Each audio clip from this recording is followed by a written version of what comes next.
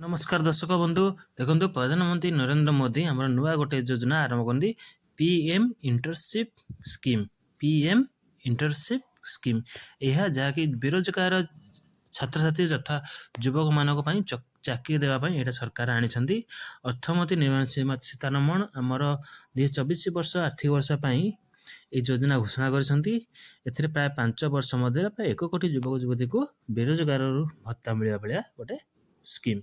ए scheme रे कौन कौन लक्षण सब अच्छी ना ये आपने देखो पढ़ी सारा चाकरी सागे सागे मिलूनी आपड़ से भितर कौन करेंगे इंटर्नशिप आपड़ अप्लाई करेंगे कले टॉप टॉप कंपनी मानक आपण काम करेंगे से जहाँकि आपको मासक 5,000 टଙ୍କା इंटर्नशिप स्टाइपेंड मिल स्टाइपेंड आप पाठ पढ़ा सहित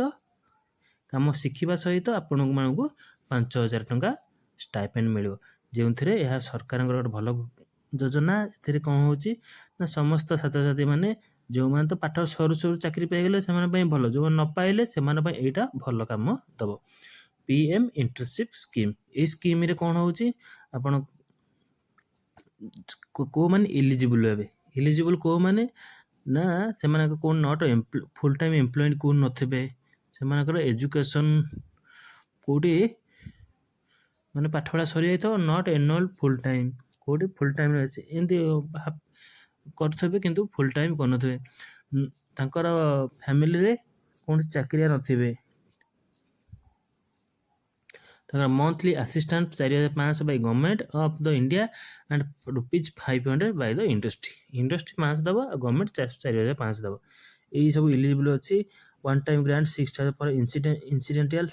आप इंश्योरेंस भी अच्छी आप जो काम करेंगे से इंश्योरेंस अच्छी आपन को गवर्नमेंट 5,000 प्रति मास आपन को दब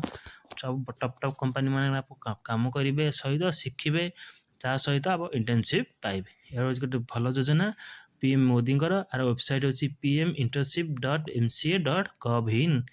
तार मेन पेज आपन सेठी जाइकी रजिस्टर करेंगे 18-24 वर्ष होइथबो